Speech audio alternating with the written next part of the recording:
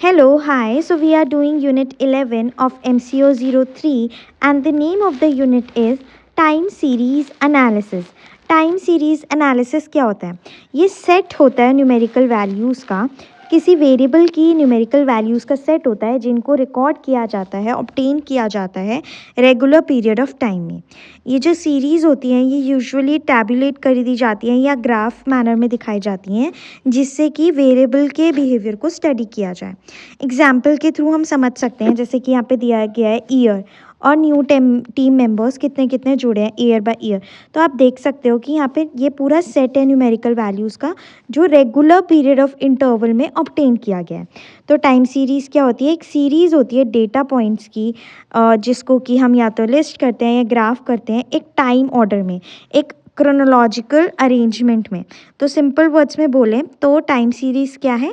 ये एक सीक्वेंस है डेटा पॉइंट्स का जो रिकॉर्ड किया जाता है स्पेसिफिक रेगुलर टाइम इंटरवल्स पे, कि कब कब कौन कौन सी चीज़ें हुई हैं उसको हम एक ऑर्डर में अरेंज करते हैं।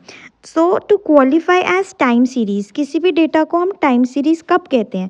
ये फीचर्स होने चाहिए, टाइम एक ऑर्डर में होना चाहिए और रेगुलर इंटरवल्स होने चाहिए। देखो जैसे 2006, 7, 8, 9 तो रेगुलर इंटरवल है, टाइम ऑर्डर है, तो ये एक क्या है? ये एक टाइम सीरीज़ है। अब टाइम सीरीज़ का फ़ायदा क्या है? क्यों हम एनालाइज करते हैं टाइम सीरीज़ की ज़रूरत क्या है? हमें पास्ट बिहेवियर समझ आता है वेरिएबल का, हम फोरकास्ट कर पाते हैं फ्यूचर बिहेवियर ऑफ वेरिएबल्स, हम कंपेयर कर पाते हैं दो टाइम सीरीज़ को। तो अलग अलग यूजेस हैं टाइम सीरीज़ के। सबसे पहले to spot trends, analysis help करता है हमें देखने में if something is generally going up और डाउन और स्टेइंग फ्लैट ओवर टाइम, कि कोई भी चीज़ जो है, कोई भी ट्रेंड है वो ऊपर चल रहा है या वो ट्रेंड नहीं चल रहा है, वो नीचे आ गया है, या फिर उसका जो ग्राफ है वो फ्लैट है, कैसा है, ये हमें हेल्प करता है स्पॉट करने में ट्रेंड। देन सीजनैलिटी फाइंड करने में मदद करता है। बहुत सारी चीज़ें होती हैं जो रिपीटिंग पैटर्न्स में होती हैं। फॉर एग्जांपल आइसक्रीम शॉप है, वो एक्सपेक्ट करते हैं high sales every July and low sales every January. तो हमें एक सीज़न पता चल रहा है, किस वजह से पता चल रहा है? क्योंकि हम रिकॉर्ड कर रहे हैं टाइम सीरीज़, तो ये एक सीजनल पैटर्न है। देन फ्यूचर को प्रेडिक्ट करने के लिए सबसे पॉपुलर यूज़ है टाइम सीरीज़ का, तो हम वेरिएबल्स को देखते हैं जो पास्ट में हुए हैं and we make an educated guess कि फ्यूचर में क्या हो सकता है। Then to detect abnormalities, if you know what the normal patterns look like, आपको पता है कि ये नॉर्मल पैटर्न ऐसा दिखता है, टाइम सीरीज़ को देख के आपको पता चल जाता है। तो अगर कुछ भी ऐसा हो रहा है जो कि डिफरेंट है पैटर्न से, तो आप ईजिली स्पॉट कर पाते हो उसे। सो फॉर एग्जांपल अगर फॉर एग्जांपल कोविड के टाइम पे एकदम सेल्स गिर गई थी चीज़ों की, तो आप उसको स्पॉट कर पा रहे हो। देन टाइम सीरीज़ को यूज़ किया जाता है सेल्स फॉरकास्टिंग में, करंट अचीवमेंट को एवेलुएट करने में, अलग अलग यूजेस है टाइम सीरीज़ के। अब हम समझते हैं टाइम सीरीज़ के कंपोनेंट्स क्या हैं। सबसे पहला कंपोनेंट है ट्रेंड। ट्रेंड क्या होता है? जब ग्राफ में एक स्टीडी टेंडेंसी होती है, या तो अपवर्ड की, डाउनवर्ड मूवमेंट की, इन average mean value of the forecast available और टाइम।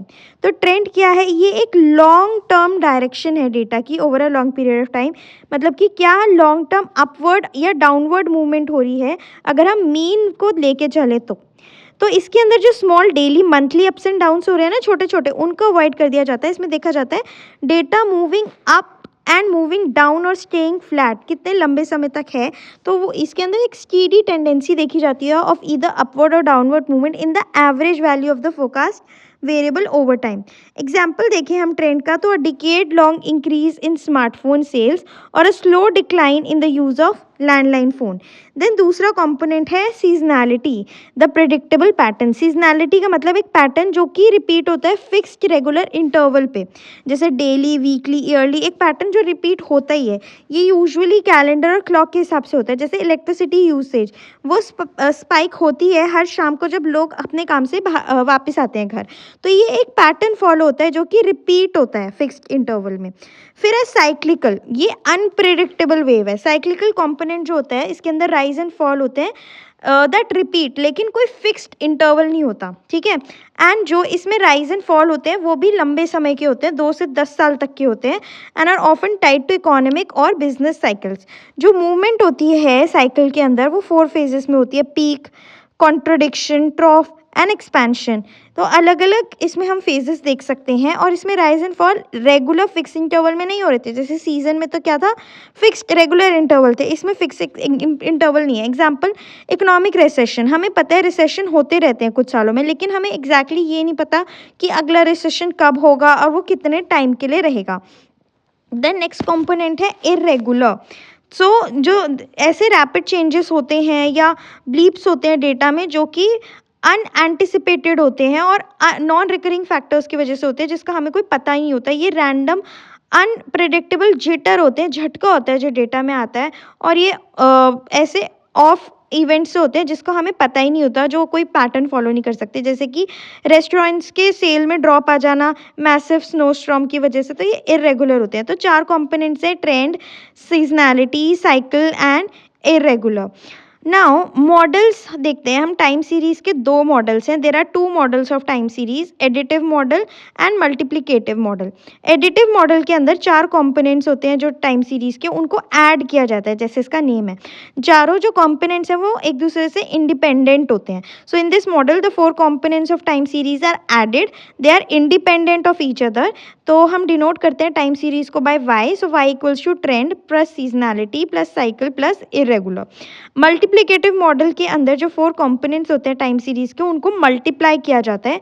ये इंटरडिपेंडेंट होते हैं एक दूसरे के ऊपर। So y equals to T multiply by S multiply by C multiply by I. तो मल्टीप्लिकेटिव मॉडल में जो कंपोनेंट्स होते हैं वो इंटरडिपेंडेंट होते हैं और एडिटिव के अंदर इंडिपेंडेंट होते हैं। So this is all about this unit, जिसमें हमने समझा टाइम सीरीज क्या होता है, देन हमने समझा इसके नीड क्या है, या फिर हम कह सकते हैं हम क्यों इसको एनालाइज करते हैं, इसके 4 कंपोनेंट समझे, इसके 2 मॉडल समझे। This is all about this video. I hope you like this video. If you like this video, do give it a thumbs up, subscribe to my channel for